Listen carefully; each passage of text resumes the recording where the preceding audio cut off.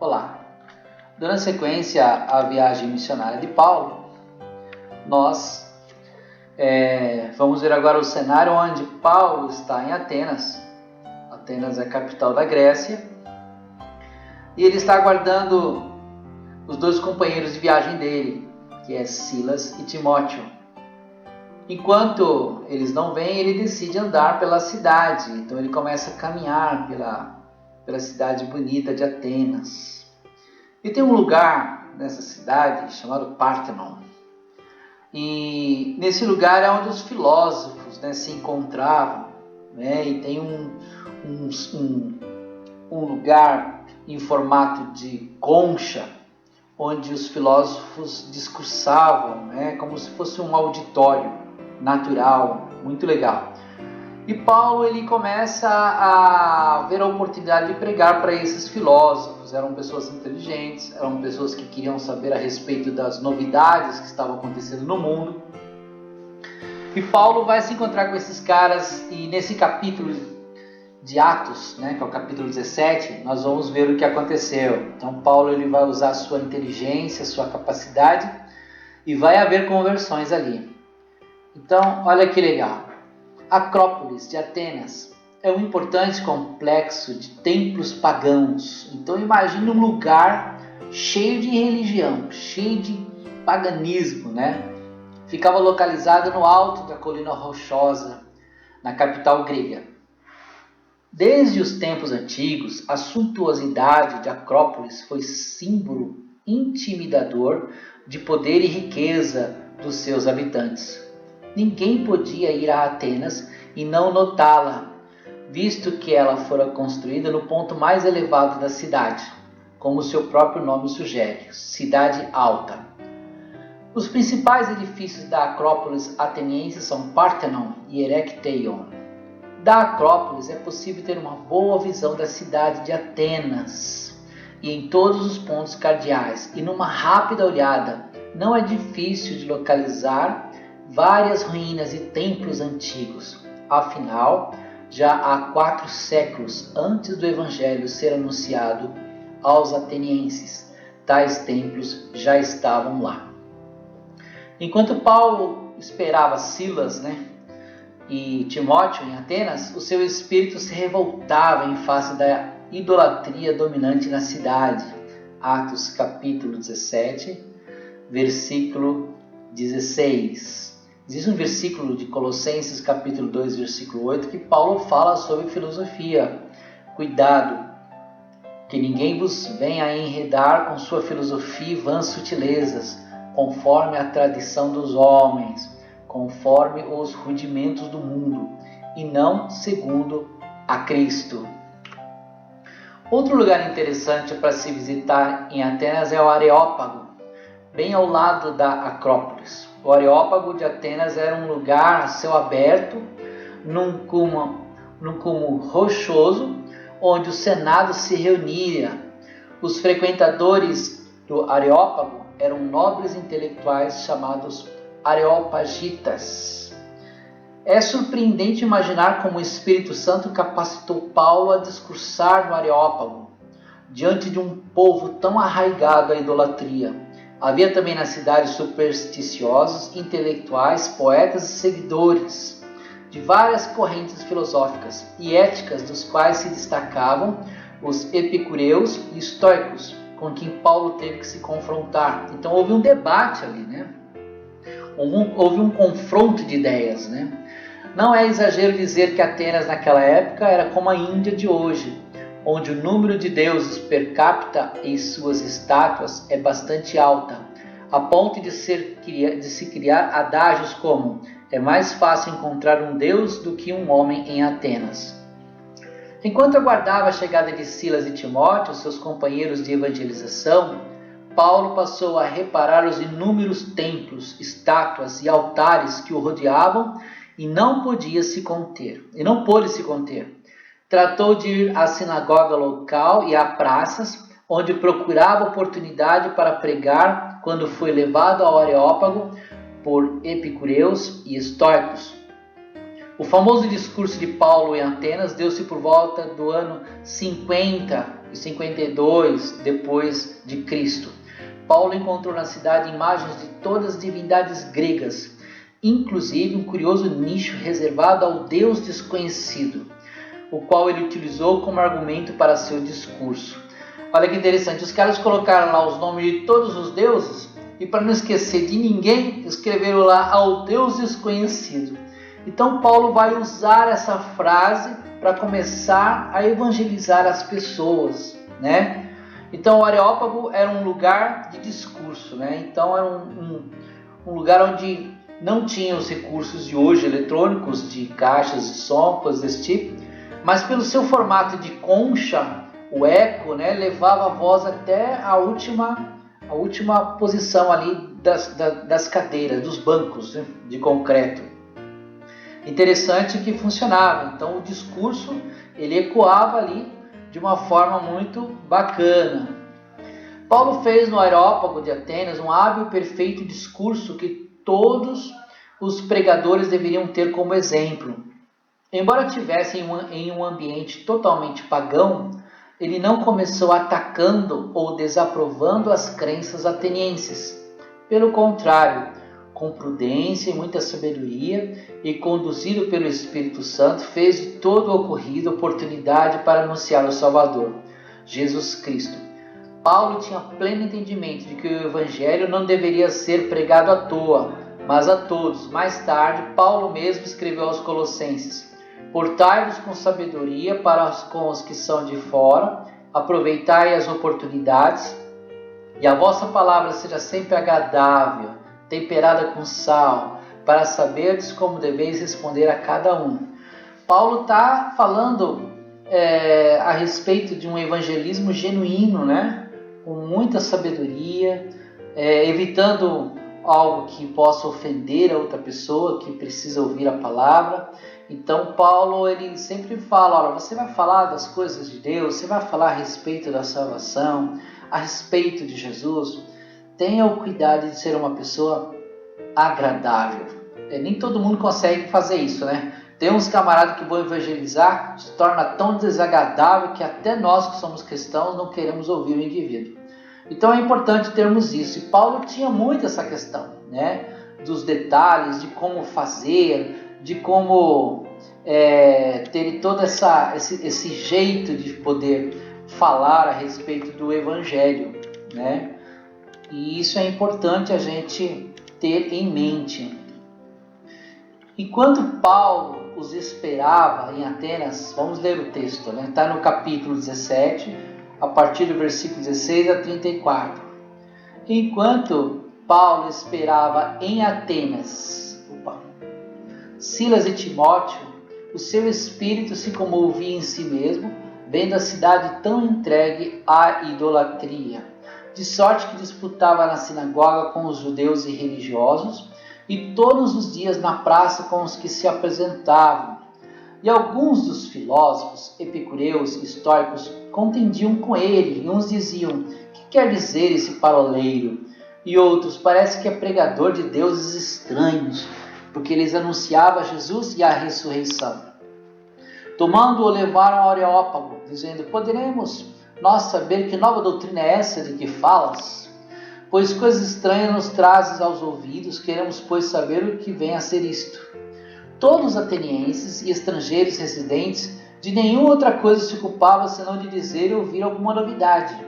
Estando Paulo no meio do Areópago, disse: homens atenienses, em tudo vos vejo um tanto supersticiosos. Então Paulo ele começa a falar para essas pessoas ali no Areópago, deram o momento, né, de direito à palavra, e ele fala: olha, eu vejo que vocês são pessoas supersticiosas, né?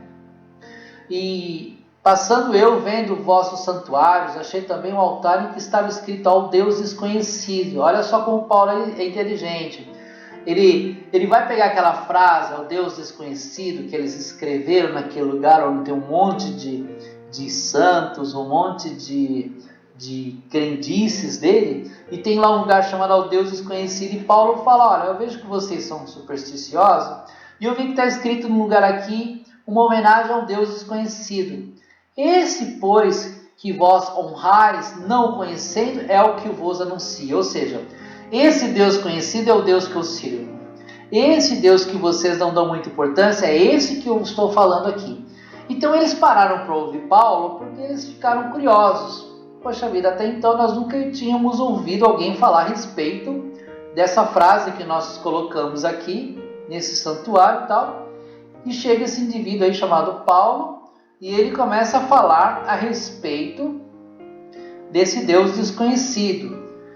E Paulo continua: Deus que fez o mundo e tudo que nele há, sendo o Senhor do céu e da terra, não habita em templos feitos por mãos de homens. Ou seja, esse Deus desconhecido que eu creio, ele é o que fez tudo.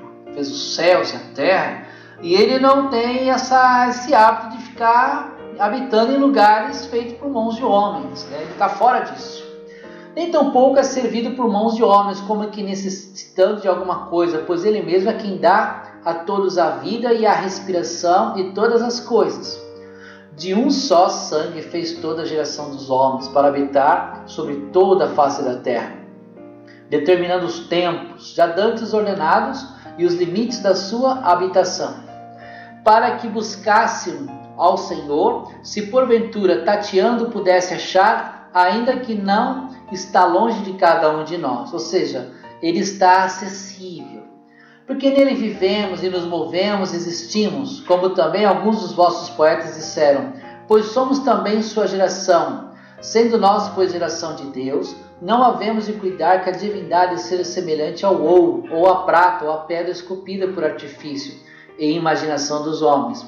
Mas Deus não tendo em conta os tempos da ignorância, anuncia agora a todos os homens, em todo lugar, que se arrependam, porquanto tem determinado um dia em que com justiça há de julgar o mundo por meio do homem que destinou, e disso deu certeza a todos, ressuscitando dentre os mortos. Olha só, Paulo está falando desse Deus que teve todo esse plano de salvação, e Jesus, que é quem ressuscitou dos mortos, é quem vai trazer juízo a tudo. E Paulo está chamando essas pessoas ao arrependimento.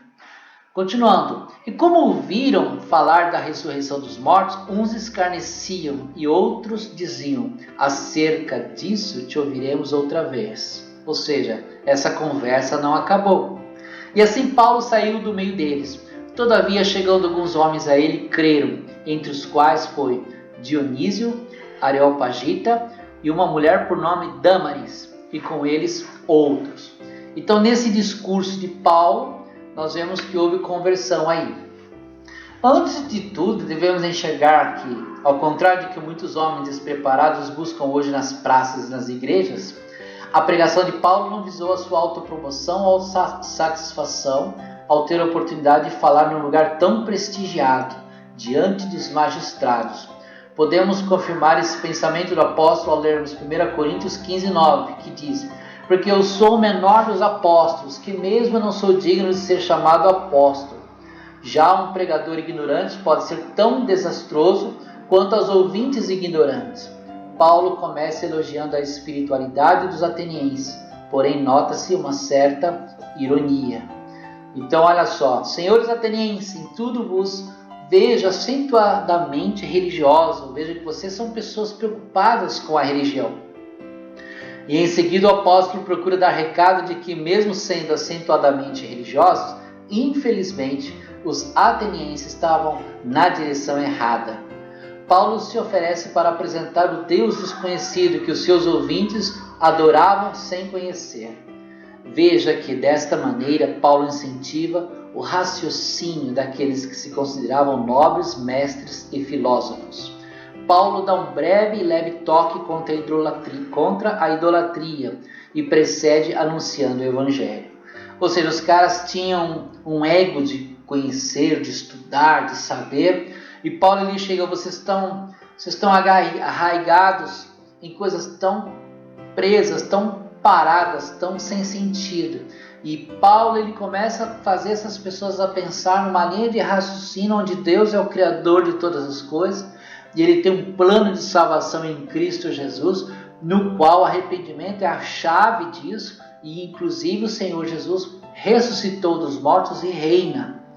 Fora os detalhes que ele deve ter falado a respeito da sua conversão, o quem ele era, né, como um cidadão romano, como um fariseu ortodoxo bem zeloso, né, do qual ele sempre foi, e ele fala com propriedade de tudo isso.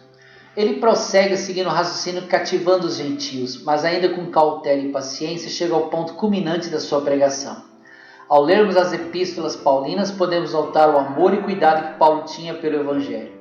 Para ele, pregar o Evangelho não era passatempo nem aventura, ou questão de status. Quando escreveu ao rebanho em Coríntio, confessou: fiz-me tudo para com todos com o fim de que, por todos os modos, salvar alguns. Tudo faço por causa do Evangelho, com o fim de me tornar cooperador com ele. Repare que Paulo toma cuidado de não pronunciar o nome de Jesus por enquanto, para evitar qualquer blasfêmias ao santo nome por parte dos seus ouvintes. Então ele coloca ali, né, Jesus de uma forma assim, meia escondida por enquanto. Então ele vai no Deus desconhecido, ele trabalha nisso, ele fala que ele é o Criador, que ele é o que fez todas as coisas, que ressuscitou dos mortos, mas dentro da linha do Deus desconhecido que eles escreveram lá naquele lugar. Lá, eles fizeram a sua homenagem, né, ao Deus desconhecido. E ele utiliza, né, dessa frase para poder evangelizar aqueles indivíduos ali na cidade de Atenas. Paulo estava no berço da filosofia grega, falando diante de intelectuais seculares, seguidores de filósofos como Sócrates, Aristóteles, Platão, Epicuro, Zenon, Tales e muitos outros. Imagine, pessoalmente, Paulo está discursando, conversando sobre o Evangelho com esses caras. Até hoje, né, nas faculdades de filosofia, são estudadas as ideias desses homens, né? Mas o que Paulo fez foi algo tão grande que tudo isso virou ruína, né? A filosofia hoje virou algo realmente para ser estudado como algo do passado. Mas o Evangelho está aí hoje, o Evangelho ele é muito vivo e verdadeiro, e 80% das pessoas lá da Grécia hoje são cristãos graças a Paulo. Ao introduzir precipitadamente o nome do Senhor, poderia haver risco de seus ouvintes comparar o Supremo Senhor com aqueles simples mortais. Este cuidado é fundamental para qualquer pregador fiel ao Senhor. Ele bem sabia que o nome de Cristo, o nosso Senhor, era loucura para os gregos. No entanto, é fácil observar que, próximo ao fim de seu discurso, a atenção de toda a audiência está concentrada em Jesus Cristo, embora seu nome não seja mencionado em todo o discurso. Prosseguindo com seu discurso, Paulo chega ao ponto onde todo evangelista deve chegar: o arrependimento e a salvação por Jesus. A decisão final fica a critério de cada um. O Senhor Jesus havia ensinado: ide por todo mundo e pregai o evangelho a toda criatura. Quem crer e for batizado será salvo. Quem, porém, não crer será condenado. O resultado dessa cuidadosa pregação começou a aparecer mesmo antes do seu término. Aí ficaram os indivíduos impacientes lá, né? Quando Paulo ele faz o discurso, os caras começaram a ir para o embate. E viraram-se indo embora, alguns escarneceram da palavra, mesmo com todo cuidado em anunciar a verdade de Deus. Não podemos conquistar todos, mas felizmente alguns pecadores que ouviram atentamente ficaram com remorso e se arrependeram, dentre os quais a Bíblia cita o Areopagita Dionísio, uma mulher chamada Dâmaris e outros. Parece que o número de convertidos foi muito maior nas cidades interioranas de Filipos, Tessalônica e Corinto, comparando com o de Atenas, centro cultural e reduto de intelectuais da época. Mais tarde, Paulo escreveu uma epístola aos Filipenses, 2 aos Tessalonicenses e 2 aos Coríntios, mas nenhuma aos atenienses. Veja quão isto é humilhante aos orgulhosos e poderosos desse século. Então, resumindo, ele falou a respeito, né, do Evangelho de Jesus, com todo cuidado, com toda a inteligência e todo jeito, e várias pessoas ouviram, né, e muitos escarneceram, Mas houve conversão ali desse tal de Dionísio e da Dâmaris, né? Um casal de pessoas ali. E outras pessoas voltaram para suas casas com aquela mensagem na cabeça, né? Porque a mensagem de Paulo realmente era muito impactante. E olha só que interessante, olha o que diz em Coríntios: certamente a palavra da cruz é loucura para os que se perdem, mas para nós que somos salvos, o poder de Deus, pois está escrito: destruirei a sabedoria dos sábios e aniquilarei a inteligência dos instruídos. Onde está o sábio? Onde o escriba? Onde o inquiridor desse século? Porventura não tornou Deus louca a sabedoria do mundo?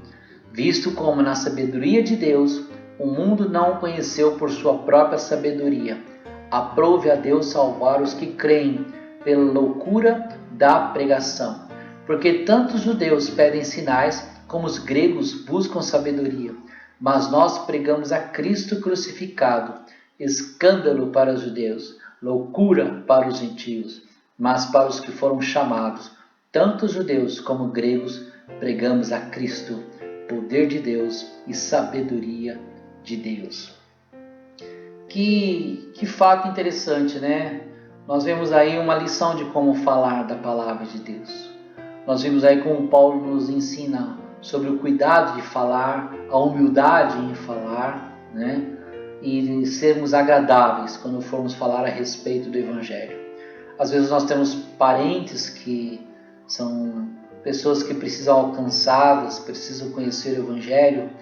Então, às vezes, nós temos a oportunidade de falar de Deus para essas pessoas.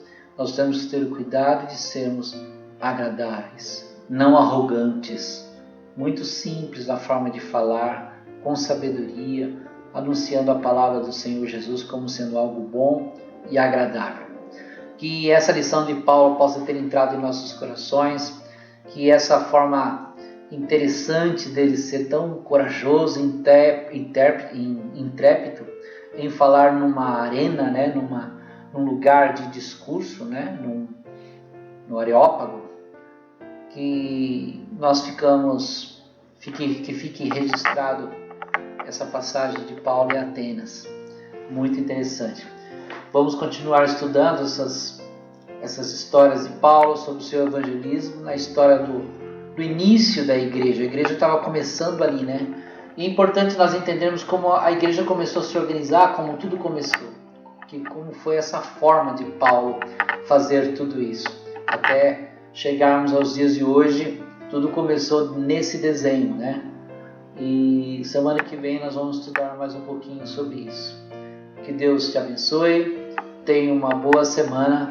Semana que vem estaremos novamente aqui estudando a palavra de Deus. Amém? Que Deus abençoe os irmãos.